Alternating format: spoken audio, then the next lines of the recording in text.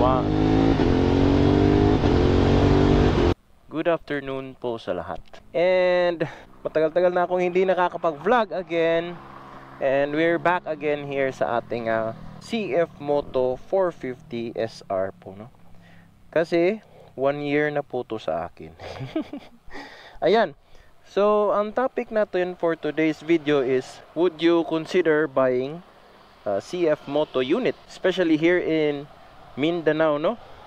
Kasi andito kasi ako sa Cagayan de Oro, Northern Mindanao. So, guys, marami kasing nag-i-inquire sa akin kung bakit CF Moto yung bibilhin nila or i-consider na bilhin kasi, 'di ba, China bike nga, 'di ba? So, marami nagtatanong sa akin, is CF Moto worth buying for, or the price is worth it? Kasi skeptical kasi po ang ibang tao sa CF Moto natin dahil borderline po ng it's too good to be true, kasi sa price niya at saka sa specs at features na ino-offer ng motor, no, ng mga motor nila, no? So for example po, para sa mga sport bike enthusiast talaga, yung hindi nagmamind na yumuko maghapon sa motor nila, no, kagaya ko.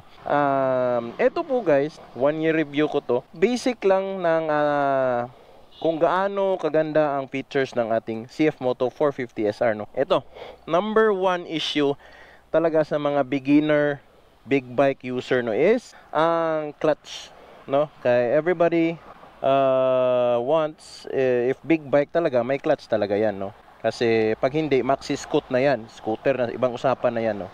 Pero anyway, ito guys, ang clutch po nito is naka assist and slipper clutch na po siya. Meaning, sa pagda-upshift nyo po at pagda-downshift ay napaka-smooth at ano ba tawag dito? Humok. Ano bang Tagalog sa humok? Madaling pigain na lang, ha? Hindi siya matigas, okay? So, bigyan ko kayo ng sample. Gagamitin ko lang po yung pinky natin para i-clutch yung ating clutch lever, no? Yan. O, yan guys. Ultimo pinky guys, kaya mapiga yung clutch lever niya. Ganyan po ito kamadaling i-clutch, no. So yan sa mga basic dyan na nag-aalala, nagagamit ng clutch sa malaking motor, walang problema po kasi lahat ng unit, hindi po lahat, lahat na siguro, kahit 300 SR meron din. Yun, madali lang po siyang ipigain ng ang clutch niya, kaya wala pong problema. At saka guys, one thing na rin, kapag kayo ay nag-upshift o nag-downshift tapos hindi kayo nagkatugma yung mga rev match ninyo o yung RPM, doon papasok po yung assist and slipper clutch, no? Assist po guys is pag nag-upshift siya, pag hindi nyo natimpla ng maayos, papasok pa rin siya ng smooth, no? Kagaya rin ng slipper clutch, no? Slipper clutch, pag kayo po ay nagda-downshift at hindi nyo nire-rev match, hindi po kakagat at maglalak yung gulong sa likod ninyo, no? So hindi kayo mag-skid, no, o sa slide o maglalak yung rear tire ninyo. So gayon naman sa lahat ng features, ano pa feature daw. Tapos dito guys, specifically dito sa 450 SR natin, yung brakes po niya napakalaki na, reliable po yan dahil plus na po yan, Brembo po yung caliper niya. Brembo po is well known for its quality, performance and durability as well, no? Yan. Hindi kayo bibiguin ng Brembo brakes niyan, okay? Tapos guys, sa safety features again, naka two-way ABS na po to. Two-way means dalawa, front and rear. So ang gagawin po ng ABS or anti-brake lock system, ang gagawin po nyon, pag na-detect na po ng ECU na yung brake mo is napakahigpit o sudden braking o hindi na kaya ng gulong na kumapit at patungo na siyang magsiskid, ay ang gagawin po ng ECU is sisipain po niya yung pananlitan dito. Sisipain po niya yung paa nyo. Magaganon, magbabibrate to vigorously up and down. Kinakat po niya yung brake ninyo para hindi maglalak. Gaganon-ganon lang siya, no? Gradual lang po yung pag-iikot niya. Hindi siya maglalak, no?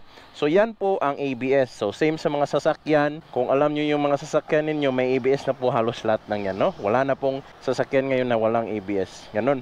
Okay? So yun guys, yun lang yung mga basic safety features na meron ng motor nito. Aside sa in-upgrade ko, no? So ibang isa pa na kasi yung mga in-upgrade ko nito, kagaya ng quick shifter. At saka guys, quick shifter ready na po to. It means is ready na po tong kabitan ng quick shifter na bibilhin nyo aftermarket, no? Kasi sa mga newer models o higher CC models, meron na kasi. Yun kinainggitan ko sa CF Moto. So yan, naka shifter ready, quick shifter ready na po yan. I-demo ko yan mamaya sa ibang video, no? Gamit tong Insta360 natin, dito natin ilagay para makita nyo talaga kung paano nag-work tong actual mechanism ng quick shifter. In terms of reliability guys, ang tinakbo na po ng motor natin is around 16,000. Walang problema, pero yung TFT lang kasi nabasa eh. Pero under warranty pa yon, pinaprocess na at parating na yung bago kong TFT, no? So wag na natin yang isipin, no? Saka guys, regarding po sa mga performance side, tunable na po to dito sa atin sa mga local big bike shop po dito sa Cagayan de Oro. Test run na to atong kuan gears, no, sa quick shifter. Okay, ready. Dirito sa Pueblo gamay. Sinsa lang ta gamay, dili man ta magbalik-balik. Kuan lang. Kanang one round, one take lang ni, okay? So to primera. Dali ra kay guys, akong clutch tanawa, dali ra. First gear guys, mag-clutch ka, di ba pwede nga mag-quick shifter ka, gikan sa una. So pasinsay nga gipilo na ko akong kuan ha, akong side mirror kay traffic address Cagayan. Lingasa kayo nya masangit. Okay? Dito ta sa katong taas-taas.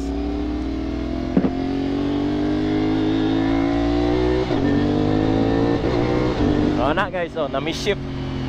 Sometimes ma-miss-shift gika na human error na guys, dili to sa quick shifter ha.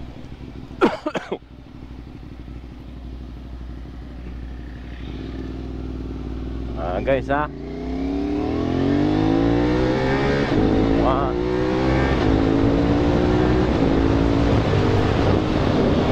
Di na ako pwede isagad og 6 kay downshift. Downshift. Okay, di ba? Wala na ko ga clutch ato guys. Tanan ato akong gibuhat, wala na clutch. No? So moto siya. Last lang ta tuyok din ta, aya ra din ta. Balik na to sa trabaho kay masawayan ta dire, dili ta ganahan magpapadlong kay.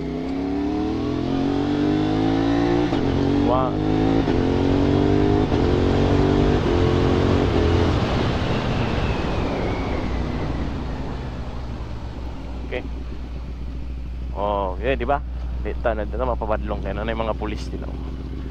Okay, so mga to guys, akong demo sa atong quick shifter. Direta ka mamang pulis.